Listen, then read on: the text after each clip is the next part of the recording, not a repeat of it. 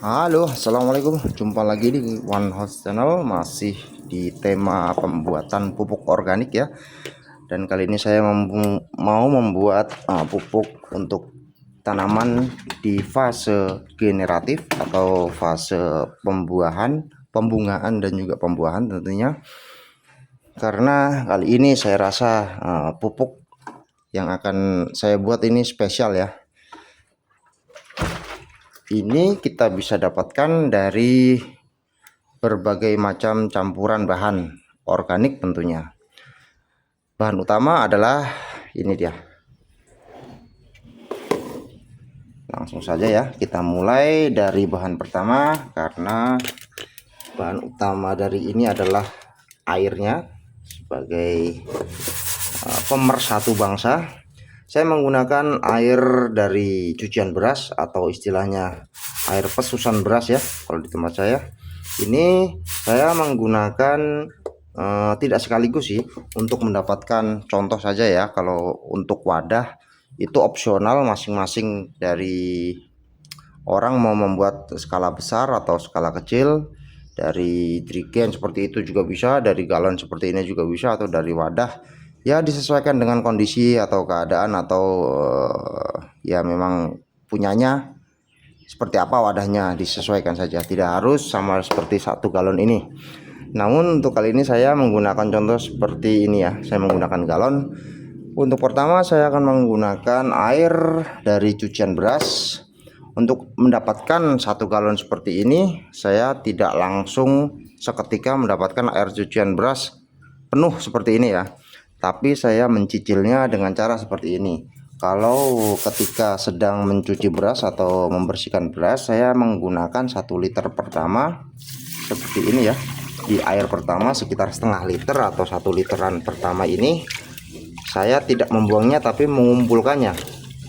Ini saya akan langsung proses saja, proses pembuatan saja seperti ini. Contohnya saya akan meremas-remas terlebih dahulu airnya, contohnya ya memang seperti inilah.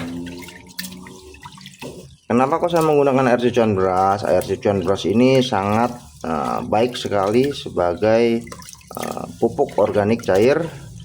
Meskipun ini tidak perlu difermentasi atau bisa langsung digunakan atau diaplikasikan ke tanaman ya, sebagai media penyiraman. Cara pengaplikasiannya itu dengan cara disiram atau dikocor di sekitar tanaman. Namun akan lebih jos lagi atau lebih efektif lagi jika kita melakukan beberapa tahap atau beberapa proses. Contohnya ya seperti ini. Untuk cucian pertama ya, saya ulangi lagi, untuk bilasan pertama saya menampungnya menggunakan wadah ya tadi. Menampungnya menggunakan wadah ini, contohnya seperti ini. Nah, di bilasan pertama pasti warnanya itu masih sangatlah pekat ya, seperti ini. Oke, nah, saya hanya menggunakan bilasan pertama saja. Untuk bilasan kedua saya tidak menggunakannya karena kadar airnya tuh lebih banyak daripada kadar nutrisi dibandingkan di bilasan pertama ya. Kalau yang kedua itu sudah terlalu banyak kadar air. Namun untuk bilasan pertama itu dia hampir full nutrisi daripada air cucian beras ini. Sangat baik untuk pembuatan pupuk organik cair. Kemudian apa? Tentu saja di dalam sini ada berbagai macam bahan, atau kalau ini saya menggunakan kulit.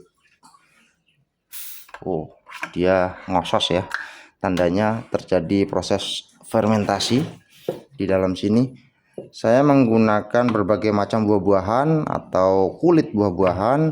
Terkadang juga ada semangka, kulit semangka saya masukkan ke sini. Ada kulit melon saya masukkan juga. Lalu ada apa namanya itu, kulit pisang. Ada buah jeruk juga yang tidak dimakan, yang rasanya asam, itu saya masukkan juga. Dan untuk kali ini saya menggunakan cara tambahan, yaitu menambahkan nutrisi dari pada pupuk organik cair ini, yaitu dengan menambahkan ini dia, kulit telur.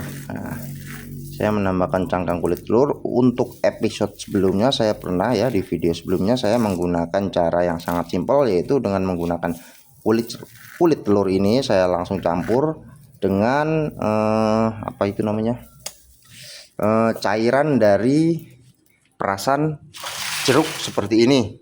Ini adalah bekas dari perasan jeruk ya. Airnya saya gunakan di video sebelumnya, saya perlihatkan, bisa dilihat di link deskripsi juga ada di videonya ya. Bagaimana cara mengaplikasikan secara simpel, bisa digunakan dengan cepat. Artinya hari ini kita menggunakan, hari ini juga bisa kita hari ini kita membuatnya, hari ini juga kita bisa mengaplikasikan atau melakukan proses pemupukan kepada tanaman kita. Namun untuk kali ini, karena ini kita melibatkan proses fermentasi, jadi memang butuh waktu, tidak bisa langsung kita gunakan. Contohnya seperti ini. Untuk media airnya yang tadi ya saya sebutkan menggunakan air cucian bilasan pertama dari beras. Kemudian untuk makanannya saya menggunakan gula. Kalau biasanya saya menggunakan gula merah atau menggunakan molase ya. Jadi nanti hasilnya tuh jadi seperti ini, warnanya agak coklat. Ini dia. Namun kali ini karena saya sudah kehabisan stok gula merah atau molase, jadi saya menggunakan ini saja, gula putih seadanya. Yang penting gula. Nah, gula ini cukup sekitar 2 atau 3 sendok ya. Kita aduk saja, toh nanti dia juga akan larut dengan sendirinya.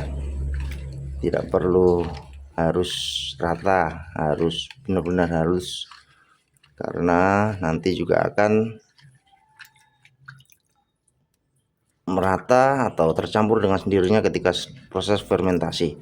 Apa gunanya gula ini? Gula ini berfungsi sebagai makanan daripada bakteri yang akan memfermentasi sari buah-buahan atau sari kulit buah-buahan yang akan kita lakukan proses fermentasi ini ya. Saya akan memasukkannya seperti ini contohnya, karena ini akan memakan durasi waktu yang cukup panjang, jadi saya langsung sacet-sacet ke intinya ya. Pertama itu tadi, kemudian pecahan telur, atau ya kalau tidak terlalu halus tidak apa-apa lah, yang penting dia masuk ke dalam sini. Ini dia kulit telur sebagai sumber kalsium karbonat dari pupuk organik cair ini. Ini saya akan masukkan beberapa genggam saja, karena ini hanya sebagai sampel, mengingat durasi waktu terbatas, jangan terlalu lama nanti bosan. Nah, saya akan singkat saja seperti ini. Oke, langsung diaduk-aduk saja. Dan sebelumnya juga sudah ada sari buah-buahan di dalam ya, atau kulit buah-buahan, bermacam-macam buah-buahan, apapun itu yang berbau seperti buah-buahan, pokoknya dimasukkan saja ke dalam wadah seperti ini menjadi satu. Tambahkan kalsium. Kemudian untuk mempercepat proses apa namanya ini, pemecahan atau nutrisi yang ada di dalam kulit telur ini, agar bisa langsung diserap oleh tanaman, agar bisa langsung digunakan atau diserap oleh tanaman ya, benar.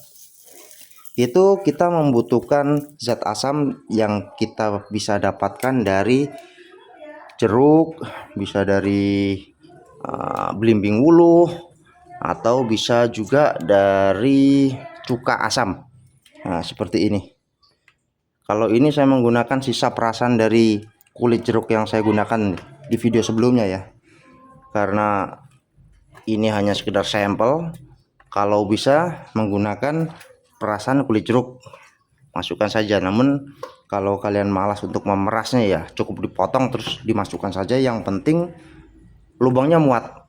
Nah, kadang tuh seperti ini tuh, repotnya kalau tidak dipotong tuh dia nanti keluarnya agak sulit. Tapi ya tidak apa-apa lah, ini hanya sampel. Intinya saya menyarankan untuk dipotong-potong ke potongan yang agak lebih kecil agar lubang, pokoknya sesuaikan saja dengan lubang dari media yang digunakan sebagai tempat fermentasi pupuk ini. Oke, cukup sekian.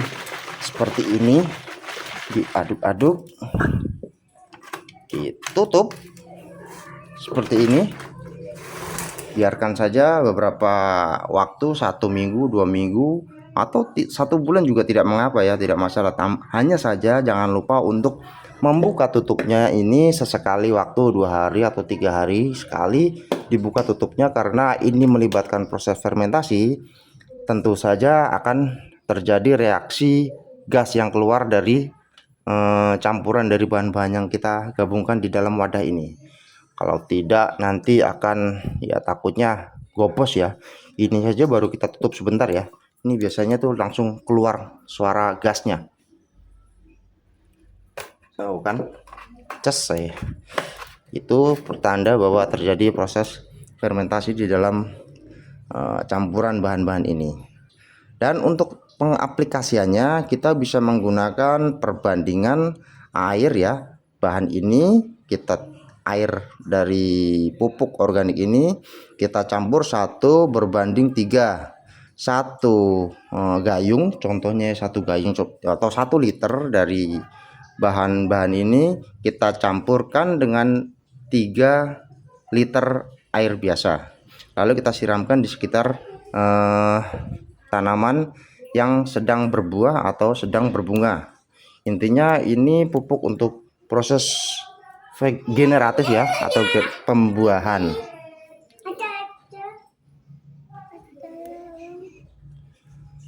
Untuk proses pembuahan saya rasa cukup sekian ya, semoga bermanfaat informasi dari saya. Sekiranya ada pertanyaan silahkan ditanyakan di kolom komen, saya akan sebisa mungkin menjawabnya, karena ini sifatnya pembuatan proses cepat videonya, jadi hanya sekedar menggunakan sampel dan sampel. Oke, sampai jumpa di video selanjutnya, semoga bermanfaat. Wassalamualaikum warahmatullahi wabarakatuh.